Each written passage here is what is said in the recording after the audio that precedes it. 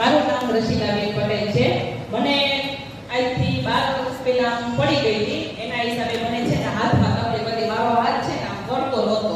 એટલે મેં ઘણી બધી જગ્યાએ સારવાર લીધેલી. આપણે ત્રંબા છે, પછી આપણે રાજકોટમાં 2-3 જગ્યા છે, પછી આપણે હોમિયોપેથિક દવા ખાધું. હોમિયોપેથિક મેં દવા ખાધી 6 મહિના.